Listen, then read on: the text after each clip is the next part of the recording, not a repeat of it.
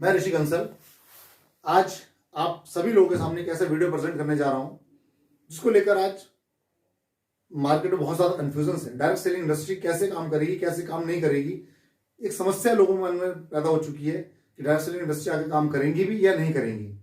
दोस्तों, इस कंफ्यूजन को दूर मैं आपको करता हूं। डायरेक्ट सेलिंग इंडस्ट्री अब जो काम करेगी वो ऐसा काम करेगी जो आज से पहले 25 सालों में कभी नहीं हुआ। क्योंकि आज से पहले जो भी मार्केट में दिक्कतें थी, लोग बहुत सारी कंपनियां मार्केट में, फर्जी कंपनियां मार्केट में आई, बहुत सारी कंपनियों ने मार्केट में लोगों को चीट किया, वो सब समस्या अब होने वाली नहीं है। क्योंकि दोस्तों, अब जो होगा वो अच्छा होने वाला है। छटनी होने वाली है बहुत सारी इस इंडस्ट्री में कंपनियों की। बहुत सारी कंपनी मार्केट में इस समय में क्या हुआ कि डर गई हैं। बहुत सारी कंपनियों को बहुत सारे डर बैठ गया है कि अब काम कैसे होगा। दोस्तों, अब काम होगा तो बहुत अच्छे से होने वाला है। क्योंकि इस इंडस्ट्री की शुरुआत हमारे भारत में 1995 में हुई।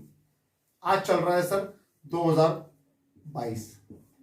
अगर मैं बोलूं तो कुल मिलाकर अगर समय की बात की जाए तो 5 साल वो, 25 साल और 26 साल लगभग इंडस्ट्री को यहां पर लगभग हो चुके हैं। तो 26 साल के दौरान में दिक्कतें क्या हुई, चेंजेस हुए। गवर्नमेंट की निगाह कब खुली? 9 सितंबर सन 2016 को सबसे पहले इसके ऊपर गाइडलाइंस बनाई गई।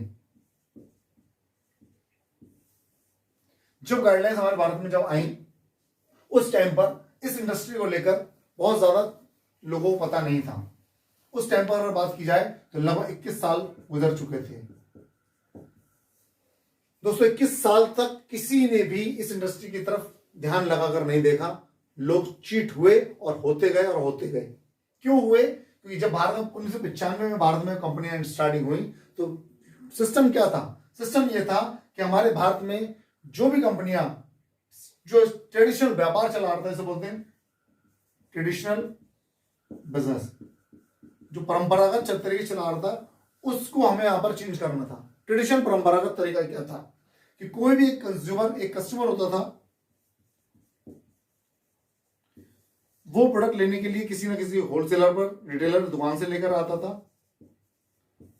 रिटेलर किसी ना किसी होलसेलर से लेकर आता था, होलसेलर किसी डिस्ट्रीब्यूटर से लाता था, डिस्ट्रीब्यूटर किसी C&F एजेंट से लाता था, और C&F एजेंट किसी मैन्युफैक्चरर से लेकर आता था। दोस्तों, ये पूरा सिस्टम आता था जिसके थ्रू कस्टमर तक प्रोडक्ट पहुंचता था। किसी प्रोडक्ट की कॉस्टिंग यहां पर 30 रुपए होती थी तो कस्टमर तक पहुंचते पहुंचते वो 100 रुपए होती थी। इस पूरे चैनल को चेंज करना था, यानी कि इससे किसी भी कस्टमर का कोई भला नहीं होता था, ना कोई फायदा होता था। अगर देखा जाए तो इससे C&F एजेंट हर किसी का अपने अपने मार्जिन जुड़कर एक कस्टमर को प्रोडक्ट पहुंचता था। यानी कि इस सिस्टम से ओवरऑल पैसा पे करता था कस्टमर, लेकिन मजा लेता था ये सब लोग। गाड़ी लंबी लंबी किसकी आती थी? इन सभी लोगों की आती थी। बड़े बड़े सपने किसके पूरे होते थे? इन सभी के पूरे होते थे। लेकिन अगर बोला जाए मार्केट का राजा कौन? सर वो है कस्टमर, और वो मर रहा है कस्टमर से, कष्टों से मर रहा है वो। लेकिन वास्तव में अगर देखा जाए ये कस्टमर है क्या? नहीं, ये कौन है? कंज्यूमर। क्योंकि प्रोडक्ट को कंज्यूम तो यही करता है सर, लेकिन मजा कौन लेता है? ये सारे लोग। इस चैनल को ब्रेक करने के लिए चैनल जिसका नाम आया उसको नाम दिया गया यहां पर डायरेक्ट सेलिंग इंडस्ट्री, जिसकी शुरुआत भारत में 1995 में हुई। लेकिन दोस्तों, जब ये भारत में हमारी इंडस्ट्री कदम रखा तो सबसे पहले कुछ चुनिंदा कंपनियां थी जिन्होंने कदम रखा। उन कंपनियों में से अगर मैं बात करूं तो इसमें Oriflame, Modicare, Amway, Tupperware, Tianshi और बहुत सारी कंपनियां भारत में आई। लेकिन उन सब का मेन मकसद क्या था? इस डिस्ट्रीब्यूशन सिस्टम को चेंज करना। अगर मैं बोलूं सीधा सिस्टम क्या होता है डायरेक्ट सेलिंग का? Distribution system. लेकिन दोस्तों, डिस्ट्रीब्यूशन सिस्टम को चेंज करना था, लेकिन मार्केट में हुआ क्या? उस टाइम पर कुछ बनी सर्कुलेशन कंपनियां लॉन्च हुई। अगर बात की जाए, एमवे भारत में हमारे आए। एमवे ने बोला कि हम आपको बहुत बड़े प्रोडक्ट देंगे। FLB मार्केट में आई, उन्होंने बोला हम आपको बहुत बड़े प्रोडक्ट देंगे। सर, प्रोडक्ट तो बड़े देंगे, लेकिन प्रोडक्ट की प्राइसिंग भी तो मैंने रखती है, नहीं रखती है क्या? प्रोडक्ट अगर मैं बोलूं प्रोडक्ट बहुत अच्छा है, शानदार है, लेकिन क्या वास्तव में उसको उस प्राइसिंग में वेरी करेगी? नहीं करेगी। अगर मैं बोलूं पेस्ट 650 रुपए का पेस्ट FLP बेच रहा है मार्केट में। सर एक पेस्ट की कीमत एक कस्टमर को चाहिए, उसको यूज करना है, वास्तव में कस्टमर क्वालिटी अच्छा यूज करना चाहता है, लेकिन प्राइस भी तो मायने रखता है। क्या वास्तव में 650 रुपये पेस्ट हर कंज्यूमर यूज कर पाएगा? नहीं कर पाएगा। प्रैक्टिकली देखा जाए तो 650 रुपये की पेस्ट की क्वालिटी क्या होनी चाहिए, इंपॉर्टेंट मायने रखता है। अब ऐसा क्या हुआ, प्राइस की वजह से सब किसी ने भी ध्यान नहीं दिया कि हो क्या रहा है, चलता चला जा रहा है। जब गवर्नमेंट की गाइडलाइंस हमारे भारत में जब स्टार्टिंग हुई, तब 9 सितंबर सन 2016 को जब गाइडलाइंस भारत में बनी, तब कुछ कंपनियों पर लगाम लगी। आपने देखा होगा कि बहुत सारी कंपनियां रातों रात धीरे धीरे बंद हो चुकी हैं। उसके बाद हमारे भारत में 28 दिसंबर सन 2021 को हमारे भारत सरकार ने एक रूल्स इस इंडस्ट्री के लिए लेकर आए। उस रूल्स के माध्यम से कुछ चेंज अब हुए, और आप यकीन मानिए दोस्तों, आज जो रूल हमारे भारत में आया है, इसके माध्यम से अब कुछ होने वाला है ऐसा जो आज तक कभी नहीं हुआ। हम वास्तव में नेटवर्क मार्केटिंग में लोगों को बोला करते थे हम आपको व्यापारी हैं बना रहे हैं, हम आपको एज अ बिजनेसमैन बना रहे हैं, लेकिन पहले कभी नहीं था ऐसा। पहले जो कंपनी मार्केट में आई थी उसके माध्यम से वास्तव में एक नेटवर्कर को चीटर की नजर से देखा जाने लगा था। एक नेटवर्कर को ऐसा लगता था कि वो कोई चीटर ना हो, मतलब दूर से देखते ही अगर को पता लग गया कोई नेटवर्कर अगर आ रहा है तो आदमी 1 किलोमीटर दूर गायब हो जाता था। दोस्तों जानते हैं ऐसा क्यों? क्योंकि लोग कहीं ना कहीं इस इंडस्ट्री में चीट हुए, और वो चीटिंग अब ना हो इसको लेकर गवर्नमेंट ने कुछ रूल्स बनाए हैं। उस रूल्स के बारे में आज मैं आप लोगों को कुछ क्लियर करने वाला हूं। वो क्लियर करने क्या वाला हूं, समझते हैं इस रूल्स के बारे में कुछ इंफॉर्मेशन। दोस्तों रूल्स में गवर्नमेंट ने जो सबसे पहले ध्यान दिया, वो ध्यान दिया कंज्यूमर के ऊपर, क्योंकि जो एक्ट बनाया, जो रूल आया है, वो कंज्यूमर मिनिस्ट्री एक्ट के माध्यम से ही रूल डिसाइड हुए हैं। कंज्यूमर को कैसे प्रोटेक्ट किया जाए, कंज्यूमर को कैसे सेफ्टी दी जाए, आज उसके ऊपर ही रूल हमारी भारत सरकार ने बनाया है। उस कंज्यूमर को कैसे प्रोटेक्ट कराएगा, कंज्यूमर प्रोटेक्ट कौन करेगा, उसके लिए गवर्नमेंट ने सबसे पहले बोला कि हमारे भारत में जो भी डायरेक्ट सेलिंग कंपनी होंगी उसको यहां पर नाम दिया गया DSE, यानी कि डायरेक्ट सेलिंग एंटिटी। सबसे पहला नाम, ये कंपनियां कौन होंगी? पहली चीज सबसे पहले मैं इसी के बारे में आपको बताता हूं। डायरेक्ट सेलिंग एंटिटी कौन? यानी कंपनी जो डायरेक्ट सेलर के माध्यम से प्रोडक्ट कंज्यूमर तक पहुंचाएंगे। दूसरा पॉइंट, डायरेक्ट सेलिंग एंटिटी में इनके लिए क्या क्या नियम होंगे। सबसे पहले ये कंपनी एक्ट 2013 के अंतर्गत रजिस्टर्ड होंगी। पहली चीज, कंपनीज एक्ट 2013 के अंतर्गत ये कंपनीज में रजिस्टर्ड होंगी, पहला काम। दूसरी चीज, कंपनी के आर्टिकल ऑफ एसोसिएशन क्या होंगे, मेमोरेंडम एसोसिएशन क्या होंगे, यानी कि इनके जो लॉ है, बाय लॉज, वो क्या होंगे, वो पहले क्लियर होंगे।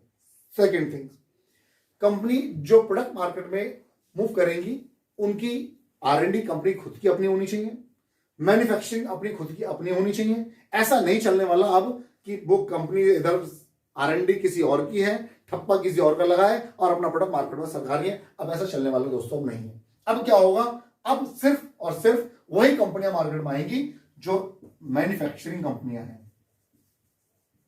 ये बहुत ध्यान से समझिएगा दोस्तों, मैन्युफैक्चरिंग कंपनियां ही तो नेटवर्किंग के सिस्टम को चेंज करने वाले। डिस्ट्रीब्यूशन सिस्टम चेंज कौन करेगा? जो मैन्युफैक्चरर है। क्या ऐसा व्यक्ति ठप्पा लगाया, अपना मार्केट में प्लान लॉन्च किया और मार्केट में धक्का दे दिया, वो चलेगा क्या? नहीं चलेगा दोस्तों। यानी कि मैन्युफैक्चरिंग, पहला पॉइंट। दूसरी चीज, इनके लिए पूरे रूल्स कि जीएसटी कब जमा करनी है, टैक्सेशन के संबंधित जो भी पार्ट्स हैं, वो गवर्नमेंट ने डिजाइन करके एक पूरा एक रूल इनके ऊपर बनाया। दूसरा कौन आएगा? Direct seller. डायरेक्ट सेलर कौन? बिजनेसमैन, प्रैक्टिकल बिजनेसमैन अब होने वाला है। अभी तक क्या होता था, डायरेक्ट सेलर को जैसे ही लोग देखते थे, अरे डायरेक्ट सेलर आ गया, लोग कहते थे अरे यार ये फिर मेंबर जोड़ने वाला काम करने हमारे पास आने वाला है। दोस्तों डायरेक्ट सेलर का मतलब आज प्रॉपर बिजनेसमैन होने वाला है। क्यों, बताने की कोशिश करूंगा आज आपको मैं, क्योंकि मेन चैप्टर है डायरेक्ट सेलर। आप और हम लोग डायरेक्ट सेलर तो हैं। आज हम लोग ही तो मार्केट में मूव करेंगे। अब उनका डेटा भी इस कंपनी के पास होने वाला है, पूरा प्रॉपर डेटा। अगर कंपनी के पास 1,00,000 डायरेक्ट सेलर हैं तो 1,00,000 डायरेक्ट सेलर की पूरी हिस्ट्री इस कंपनी के पास में होने वाली है, जो पहले नहीं हो पाती थी। हजारों लाखों लोग, करोड़ों लोग इस इंडस्ट्री में कदम रखते थे, किसी कंपनी के साथ में आते थे, लेकिन कंपनी सबका रिकॉर्ड पूरा मेंटेन नहीं कर पाती थी। आज कंपनी के साथ में डायरेक्ट सेलर का एक कॉन्ट्रैक्ट होगा पूरा, जैसे बोलेंगे हम लोग एक, अगर मैं लैंग्वेज में बोलूं, लॉ लैंग्वेज में बोलूं, तो पूरा एक अनुबंध होगा कंपनी के साथ में उसका। वो अनुबंध क्या होगा, उसका पूरा का पूरा डेटा एक लॉ की, मतलब अगर बोलूं सीधे शब्दों में, कॉन्ट्रैक्ट की कॉपी कंपनी के पास होगी और एक कॉपी डायरेक्ट सेलर के पास में होगी। वो क्या होगा उसके बारे में थोड़ा सा बताने की कोशिश करूंगा। दोस्तों, डायरेक्ट सेलर मींस,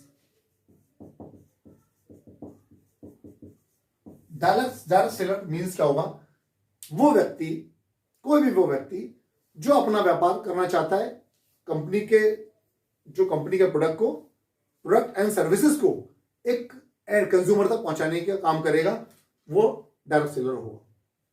उसको लेकर क्या, उसके पास क्या क्या चीजें होनी जरूरी है, उसका अपना नेम, किस नाम से काम करना चाहता है, फर्म के नाम से काम करना चाहता है, जो भी फर्म नाम होगी उस नाम से काम कर सकते हैं, उसका पैन नंबर, उसके बाद पैन नंबर के साथ उसके बाद जीएसटी नंबर होना चाहिए अपना। क्यों बहुत सारे लोग कंफ्यूज है यहां पर कि जीएसटी का क्या मतलब है। कई लोगों ने बोला कि सर 20 लाख रुपए के बाद जीएसटी एप्लीकेबल होती है, 20 लाख से नीचे तो जीएसटी कंपलसरी नहीं है। ऐसा नहीं दोस्तों, मैं आपको बता दूं कि अगर कोई व्यक्ति व्यापार करना चाहता है, अपने नाम से फर्म रजिस्टर्ड करी है, तो जीएसटी उसको पहले दिन से लेना पड़ता है। और आप एक ध्यान दीजिएगा, जिन लोगों ने जीएसटी नहीं लिया हुआ है, जो कच्चे में काम करते हैं, मैं आपको लिख कर दे रहा हूं सर, वो जिंदगी में बड़ी तरक्की कभी नहीं पा सकते। अगर उनको बड़ी तरक्की चाहिए तो उनको जीएसटी नंबर होना चाहिए। बड़ी तरक्की मतलब नंबर 1 में व्यापार, नंबर 1 में व्यापार। गवर्नमेंट खुद चाहती है कि जो व्यापार आप कर रहे हो, आप व्यापारी हो ना। जीएसटी अब डायरेक्ट सेलर का मतलब व्यापारी। मैं प्रैक्टिकल बिजनेस बोल रहा हूं। जो अभी तक बिजनेसमैन लोग बोलते थे कि हम बिजनेसमैन हैं, हम नेटवर्किंग करना बिजनेसमैन है, सर पहले नहीं थे। आज प्रैक्टिकल गवर्नमेंट अगर इसको लेकर आए हैं तो इससे हम सबको बहुत बड़ा फायदा होने वाला है। दोस्तों, जीएसटी को लेकर कंफ्यूजन मार्केट में लोगों के मन में है, कोई दिक्कत नहीं है। अगर मैं बोलूं कि मैंने काम शुरू किया और मेरे पास जीएसटी नंबर नहीं है, मैंने बिल काट के किसी को दूंगा, वो माल कैसे लेके जाएगा आगे? क्या मैं जब मेरे को माल काटने का राइट ही नहीं है, क्या मैंने 100 रुपए का माल लिया और ऐसे उसको बेच दिया, कैसे बेच सकता हूं? कोई सिस्टम ही नहीं है।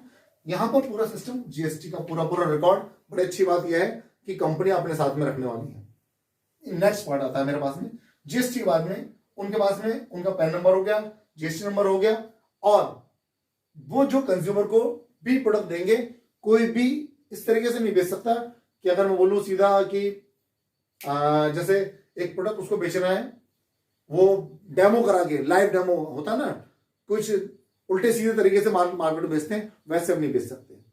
उल्टे सीधे तरीके मतलब क्या होता है कि आपकी जेब में कार्ड डाला और आप बोला कि अब आपके अंदर एनर्जी आ गई, अब आप इस मार्केट में, अब आप इस प्रोडक्ट को देखिए, मैं आपके अंदर एनर्जी है, अब किसी आदमी उठाइए, अब आप उठा सकते हैं। ऐसा हवाबाजी प्रोडक्ट नहीं चलने वाले।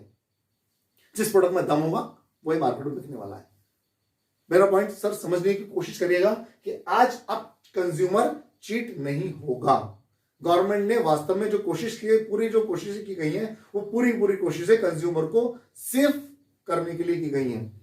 अब ऐसा भी नहीं होगा कि 100 रुपए एमआरपी है प्रोडक्ट की और एक्चुअल में मार्केट में उसकी कीमत 15-20 रुपए है, ऐसा नहीं होगा। अगर मैं कहता हूं मार्केट में, अगर कोई सिंपल शब्दों में अगर बोलूं, एक साबुन, सोप की बात करता हूं या पेस्ट की बात करता हूं, कोई पेस्ट मार्केट में, सोप अगर मान लीजिए 50 रुपए का है, तो ऐसा नहीं कि 500 रुपए का सोप मार्केट में बिकने वाला है। क्वालिटी को डिफाइन करना पड़ेगा, 500 रुपए क्या दे रहे हो उसको आप।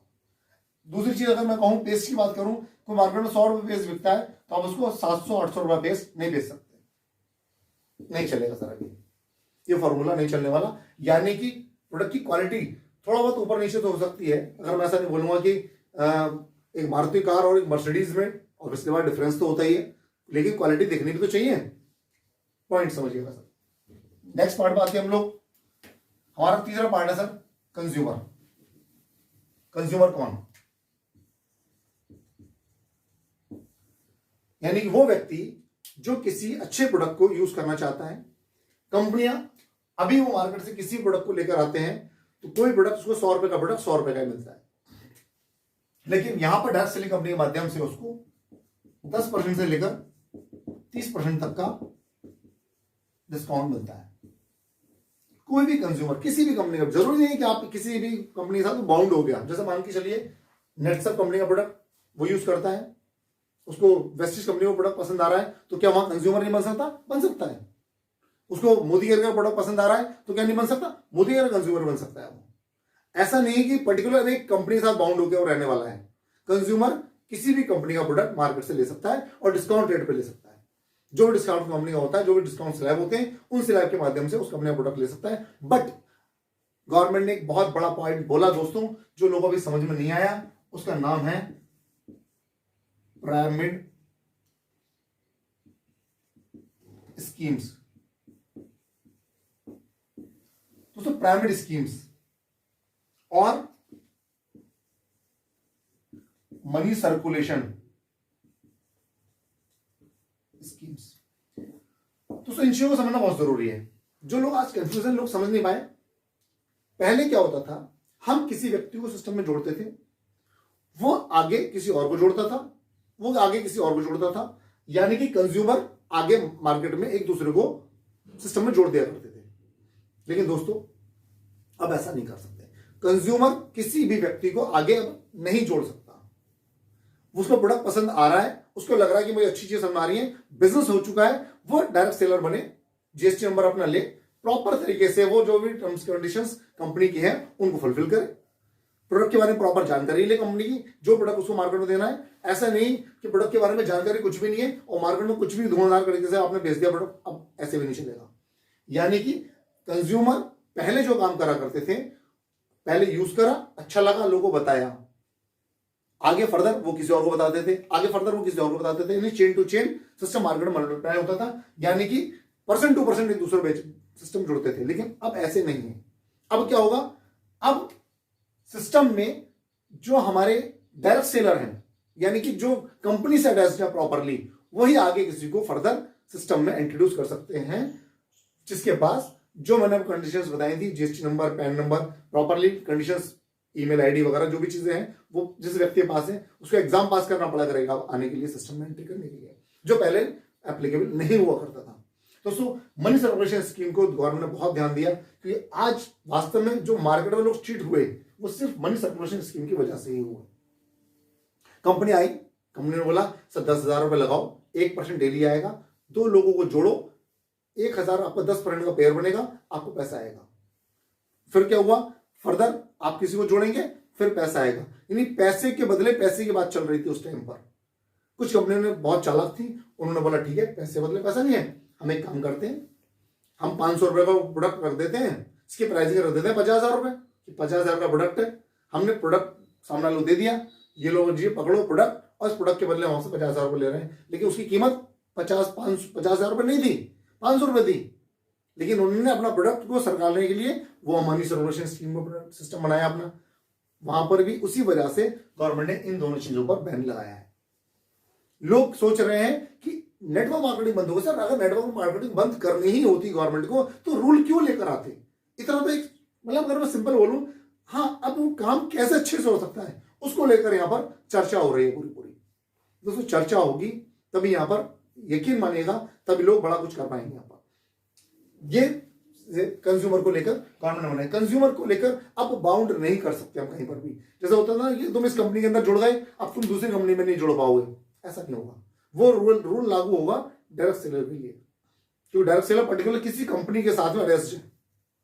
डायरेक्ट सेलर को आज कंपनियां क्या देंगी, उसके पास अपने एक आई कार्ड होना चाहिए, जहां कहीं भी मीटिंग हो रही है उस मीटिंग की इंफॉर्मेशन प्रॉपरली उसको लोगों को देनी पड़ेगी। आज मेरे यहाँ पर मीटिंग है, वो इन्फॉर्मेशन कंपनी के पास में होनी चाहिए कि आज हमारी टीम के इस व्यक्ति की मीटिंग यहाँ पर होने वाली है। डायरेक्ट सेलर की मीटिंग हो रही है तो उसकी इन्फॉर्मेशन होगी, कंज्यूमर की मीटिंग हो रही है तो उसकी इन्फॉर्मेशन कंपनी के पास होगी।